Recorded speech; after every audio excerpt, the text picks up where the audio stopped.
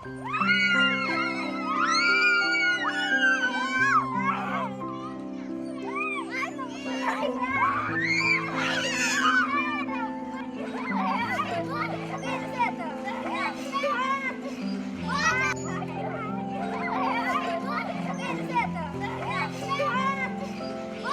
uma hora que passou pertinho do balanço lá, a gente viu o veneno derramar assim, em cima de todo mundo.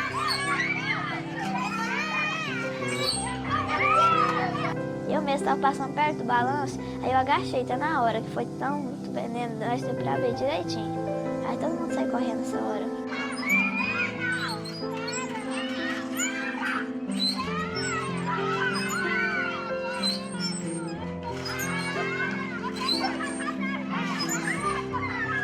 Começou, nós estávamos em horário de recreio, aí nós vimos aquele avião passando. Primeiro nós pensou que era...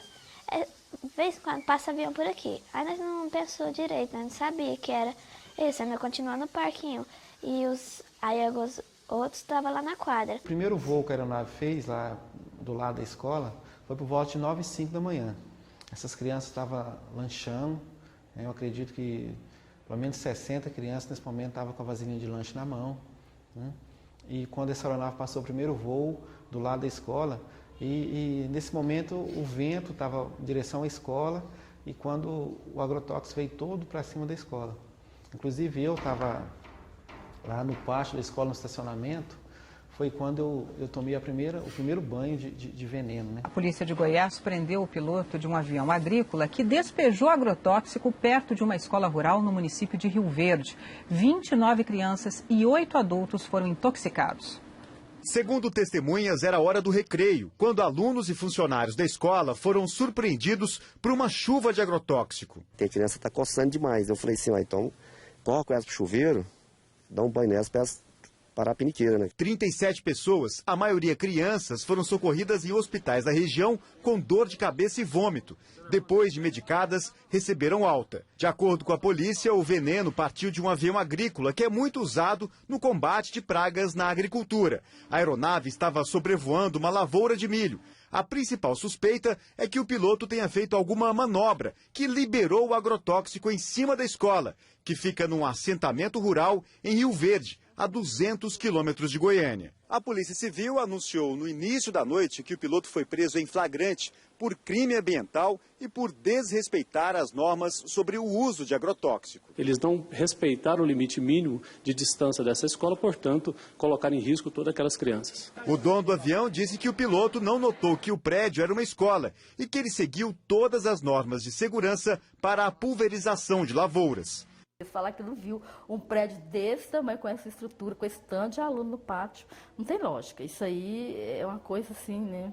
É o maior mentiroso do mundo, porque não tem, é fora de cogitação. Um momento eu vi que quando ele olhou para o lado, sim, na cabine do avião, ele olhou para o lado e eu tenho certeza que ele me visualizou, que ele me viu. E se ele não visse nós, ele não ia ver nada aqui. Ele tinha que ter visto, não tem como ele não ver. A quadra fica a 50 metros da escola. Muitos alunos na quadra, uns 20, 30 alunos na quadra. Tinha ônibus escolar no pátio da escola, Kombi e moto. Então, eu acredito que daria para ele ver. Até que eu achei no primeiro momento que ele passou assim para chamar a atenção. Tava passando, pensei, deve estar chamando a atenção, passando para chamar a atenção em cima da escola. E durante o tempo que ele estava passando, algumas crianças pequenas, na primeira vez que ele passou, saiu correndo atrás desse avião. Todo mundo estava correndo atrás, né, achando bonito. Tinha hora que nós pensávamos até ia cair, tanto que estava passando perto. Num desses voos, eu senti o calor do motor do avião. Passava muito baixo em cima da escola. A gente sentia aquele calor, aquele mormaço quente da aeronave por cima da gente. Bom, a profissão de piloto agrícola te proporciona bastante adrenalina em função de você estar voando bastante próximo ao solo, em uma velocidade relativamente grande. A altura recomendada para as aplicações aéreas é na faixa de 2 a 3 metros da barra do avião até o topo da cultura, ou seja, 1 a 2 metros a roda do avião ao topo da cultura. E a velocidade média de aplicação das aeronaves agrícolas é ao redor de 200 km por hora. Então é um voo extremamente baixo e veloz. Acho que foi umas vezes que ele passou e não desligou o lugar de jogar o veneno. Dava pra ver as gotículas de veneno assim caindo em cima da gente. Aí começou a derramar veneno em nós, aí nós pegou e já começou a tossir, vontade de vomitar, coçando, aí nós saiu para dentro, foi para dentro das salas de aula. Em seguida os alunos começaram a coçar, tirar a camisa, coçar. E eu vi quando a professora Renata e outros professores falaram, olha, os meninos estão passando mal, E aí começou aquela coisa assim, a gente começou a ficar meio desesperado.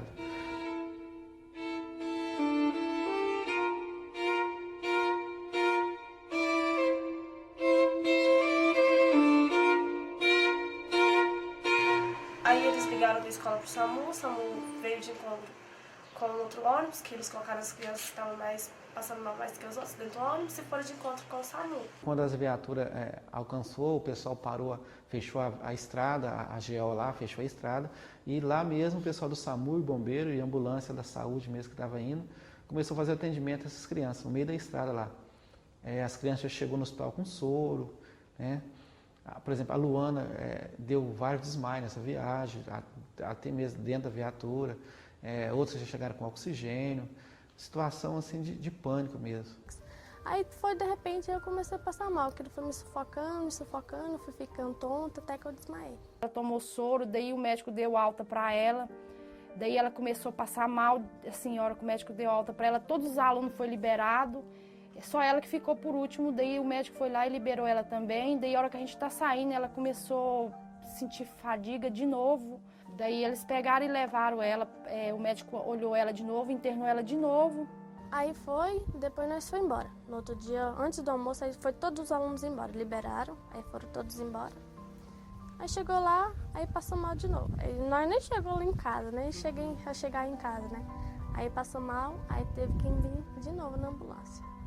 Aí veio sábado, aí eu posei no hospital, saí no domingo, na hora do almoço. Aí daí o médico falou assim que ia ser normal que elas viessem para casa, mas não para a fazenda, né? Ficasse assim, na cidade, na casa de uma pessoa, assim, mas não tivesse contato com a roça. Pelo menos 5 dias para ver se melhorar, porque só dela sentir o cheiro, o que fez elas passar mal de novo foi delas ter vindo e ter passado pelas roças onde tinha veneno.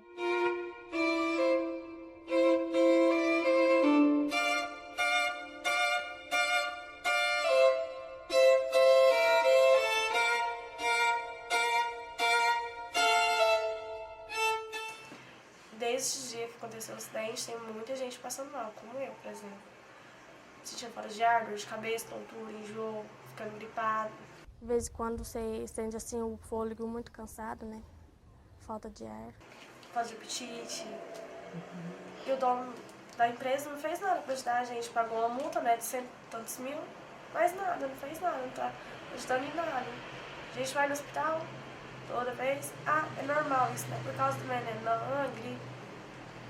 Não é nada por causa do veneno que já tinha aconteceu, já passou, não acontece mais nada. Desde aquele dia, um monte de gente internada. Eu fiquei 7 vezes internada no hospital.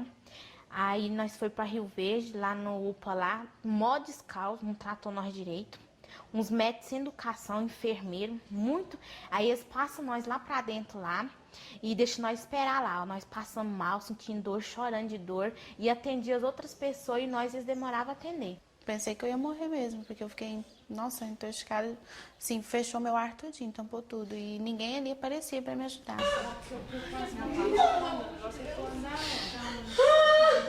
Senhor Jesus, misericórdia. Nós fez o exame lá do UPA lá, a doutora constatou, e ela chamou 6. Esses 6 é que estavam deu alteração. Uns deu no pulmão e no rins, outro deu só no fígado. A enfermeira soltou assim que eu, minha prima e Ana Paula, foi as que ficou mais atingida do veneno e tava com o crânio todo infeccionado e tava com começo de bronquite. Eu fui no posto, consultei com a doutora, ela virou para mim porque eu pedi um exame toxicológico. Que o doutor lá do UPA pediu para mim pedir no posto, porque do UPA ele não podia dar. Aí eu vi no posto, ela falou que não tinha como fazer esse pedido, porque eles não estavam intoxicados. Falei, mas então me fala o que eu devo fazer, porque eu fui no UPA eles mandou que eu viesse no postinho. Agora eu chego aqui e você fala que não vai me dar. Aonde que eu vou procurar? Eu falei, desse jeito, pelo amor de Deus, então aonde que eu vou? Porque a cabeça da menina não para de doer, o estômago embrulhando, não comia. Aí ela virou e falou assim, então tá bom, eu vou te dar o pedido, escreveu assim com toda ignorância, eu vou te dar o pedido, mas tá aqui. Você leva no médico que pediu, porque eu não vou olhar. Simplesmente assim, com essas palavras. Você leva no médico que pediu, porque eu não vou olhar. O aluno chega lá, passando mal, e fala que não é por causa do veneno. Inclusive, foi falar até a questão psicológica, foi a questão falada que era problema psicológico dos alunos, trauma. Só que é engraçado porque, como com uma pessoa que estava aqui no dia, teve contato com o agrotóxico, apresentou mancha no pulmão, alguns apresentaram. Alguns alunos, professores, funcionários, e outros apresentaram intoxicação no fígado. Como que é problema psicológico, como não está ocorrendo nada. Semanas antes, eu fiz vários exames para um pré-cirúrgico. Eu estava bem, assim, não tinha nada. Estava preparada para a minha cirurgia, em questão de saúde, né? E nesses exames, então, eu já tive alteração, né? Ureia, creatinina, já deu problema, manchas no pulmão.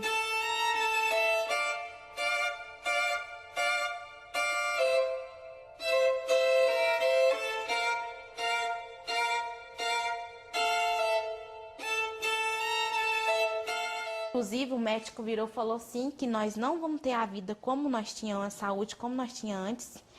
Vai, assim, direto, assim, tomar remédio para melhorar. E também, o que aconteceu, igual que nós tomamos essa chuva de veneno, vai prejudicar nossa saúde mais a sério quando nós ficar mais de idade, que vai atingir mais.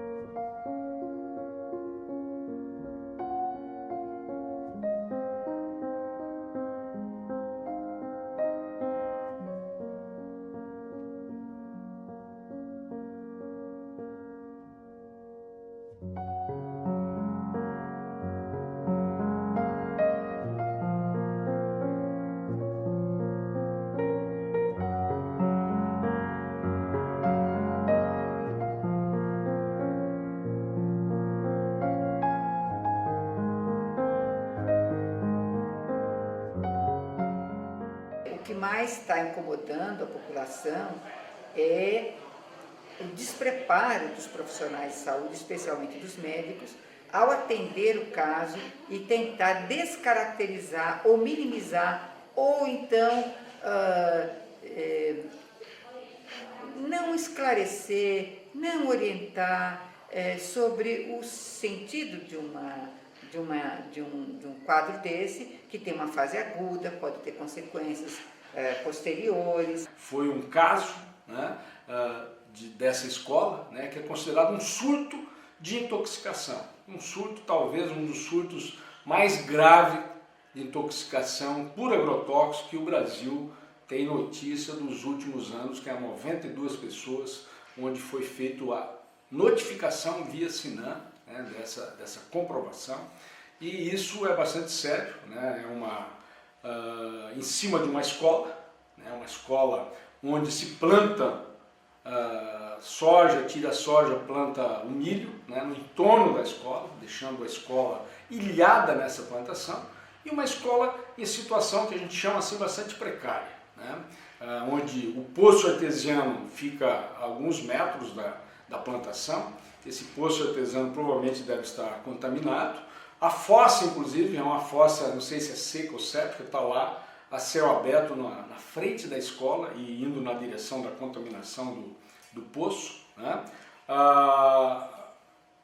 Os alunos, né, que tiveram aquele surto no primeiro momento, está tendo outros surtos, né, outras reincidências dessa intoxicação, porque não foi feita a descontaminação, né? Os médicos não sabendo fazer o manejo disso, né, menosprezando essa coisa. Agora eles têm que saber que esse agrotóxico que foi utilizado lá é de uma permanência, uma persistência muito grande, né, que varia de 100 dias a 300 dias, depende do... Quer dizer, e os alunos estão tendo aula ali, já tem 60 dias sem fazer essa descontaminação. Foi relatado, esse produto pulverizado, ele é uma mistura de 2 agrotóxicos, o tiametoxam e a lambda-cialotrina. Então, o primeiro é da classe dos neonicotinoides e o segundo dos piretroides. O sol está brilhando, anuncia um novo dia. Chegou a nova estrela da Singenta e com ela um novo tempo. Você quer, você agora pode. Você tem Engeo Pleno, o inseticida multicultura de ação diferenciada.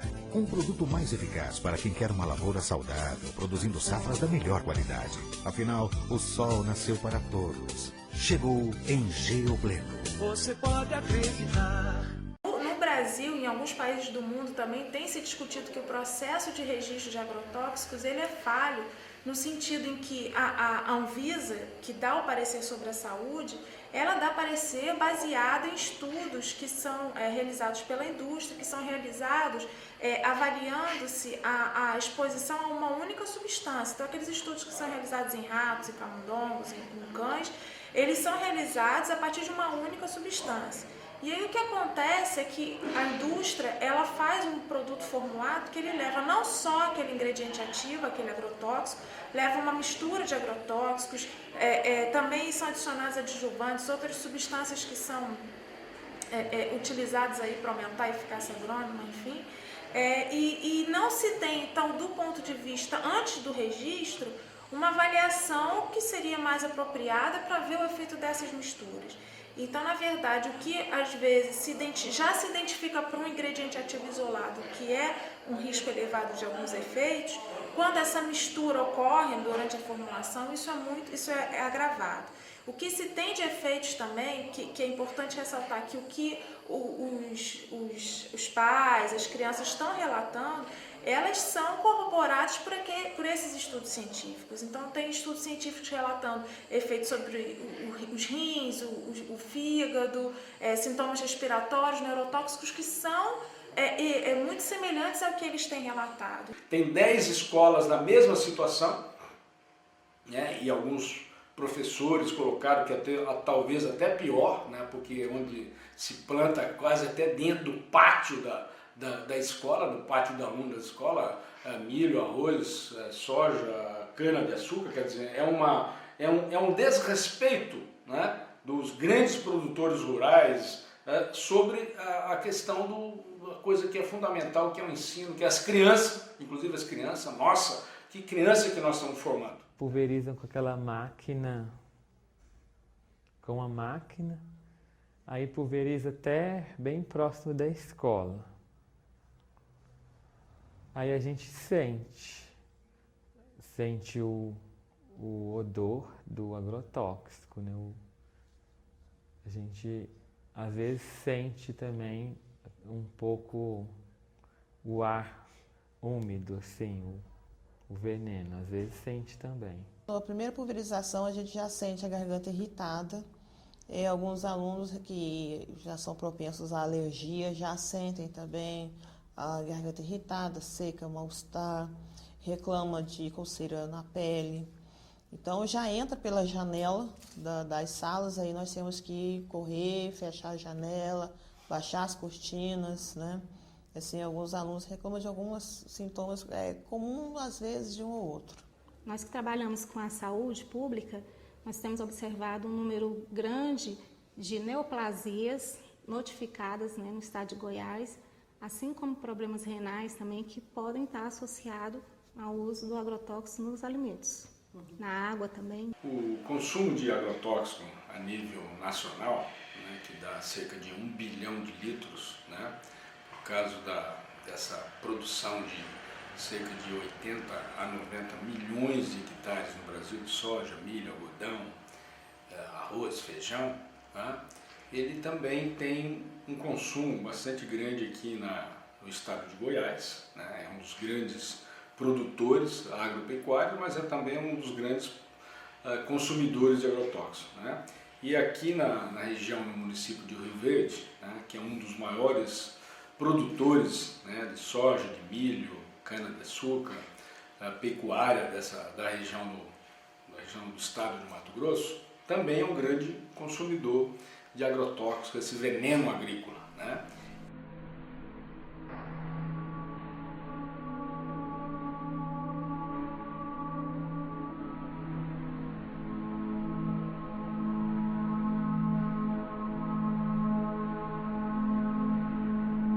O problema do Pontal dos Buritis, infelizmente, que ocorreu na semana passada, ele, na verdade, é fruto de um processo que vem ocorrendo pelo menos há 40 anos, que é o processo de ocupação desenfreada do Cerrado brasileiro. E essa região do centro-oeste de Rio Verde e do sudoeste goiano, ele passou por forte influência dos mecanismos e dos instrumentos utilizados para a modernização da agricultura, que a gente chama de modernização conservadora, no sentido que, de fato, conservou o latifúndio, conservou a riqueza e contribuiu com a concentração da terra na região. Portanto, esse pacote, que a gente chamamos da Revolução Verde, o pacote tecnológico da Revolução Verde, ele veio, sobretudo nas décadas de 60 e bastante incentivado na década de 70, ele fez com que essa ocupação, essa modernização trouxesse toda a cadeia de insumos, equipamentos e grandes máquinas agrícolas que daí levou essa ocupação desenfreada e desordenada do Cerrado brasileiro.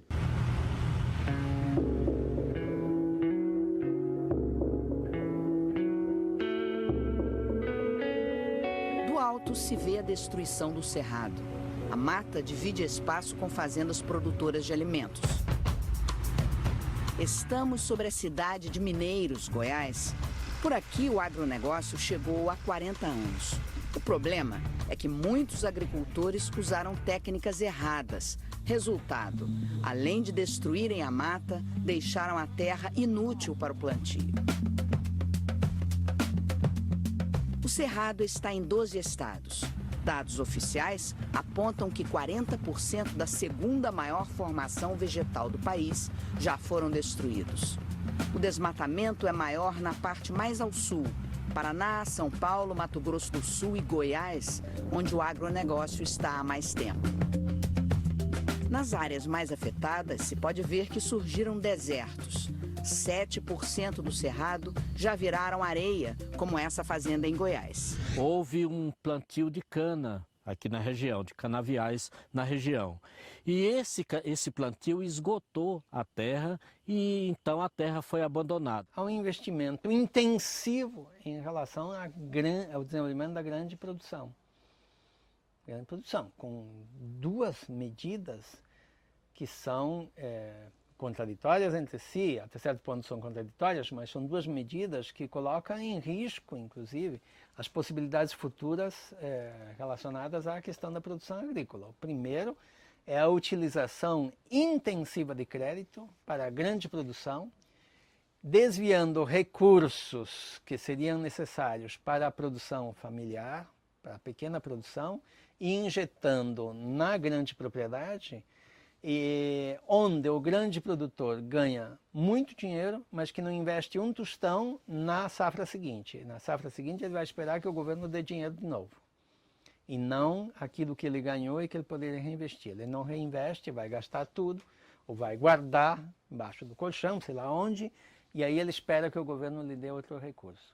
Então isso é um primeiro ponto que desgasta a capacidade do país de se desenvolver de forma igualitária.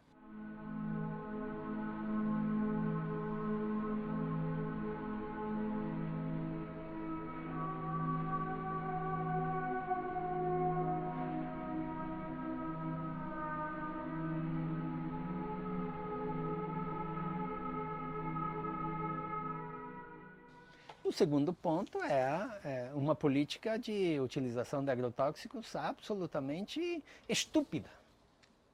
Vou chamar de estúpida, porque só um país estúpido pode incentivar a utilização massiva de agrotóxicos. Nós passamos de terceiro para primeiro grande consumidor de agrotóxicos do mundo. Só um insano pode pensar que isso é interessante, ou seja, nós estamos comprometendo a capacidade de produção do futuro em função de um resultado imediato, né? Então, isso, eu acho que essas iniciativas, elas exatamente não pensam, não conseguem, não tem um mínimo de raciocínio possível nisso, e pior, comprometem exatamente, inviabilizam que o pequeno agricultor, que é a população que poderia continuar no campo e poderia produzir alimentos saudáveis agora e no futuro, possa continuar e persistir para o futuro. Existe uma questão muito séria. Isso é uma ponta que deve ser levada em consideração. As firmas que revendem o agrotóxico, que revendem o defensivo agrícola, o fitossanitário, que eles gostam de chamar de fitossanitários, porque o agrônomo que vende mais produto no final do ano, ele ganha uma premiação. Então ele ganha carro, ele ganha viagem, ele ganha dinheiro. E essa premiação, eu vejo isso como algo que é meio que comprar a pessoa. Porque ele acaba indicando algo que não é necessário. Ele vende um produto que não é o real. Ele vende a mais, porque ele tem que ganhar prêmio. Bem, nós da Singenta estamos aqui nesse evento em Florianópolis com todos os nossos distribuidores, as cooperativas neste caso, onde nós estamos apresentando para eles os resultados de 2011, os nossos objetivos em 2012 e também estamos fazendo um compartilhamento da nossa nova estratégia. Os resultados de 2011 foram excepcionais, a gente cresceu acima do mercado, nós ganhamos market share e o que foi muito importante, nós conseguimos fazer isso adicionando valor, ou seja, rentabilidade ao nosso negócio. Para 2012, a gente entende que o mercado continua promissor, as nossas premissas são de que ele deve continuar crescendo ao redor de 10%. E nós temos a ambição, sim, de ir além, crescer mais que 10%, portanto, a gente continua com as premissas de ganho de participação de mercado.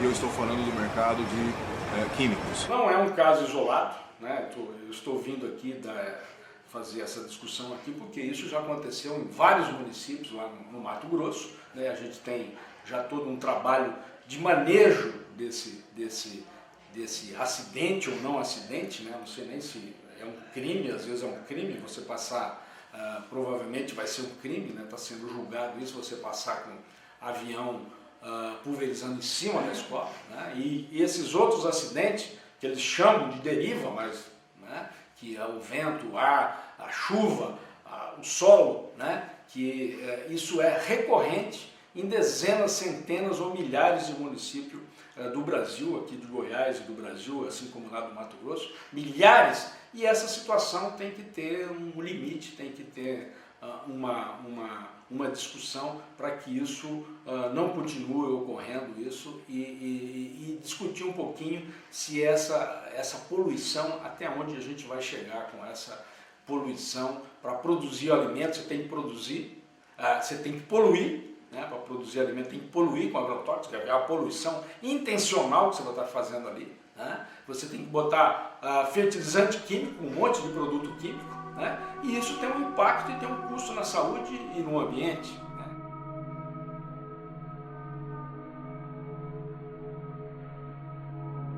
São poucos diretores, professores que têm coragem de abordar esse assunto. Eu já disse antes que aqui em Rio Verde tem a cultura do medo.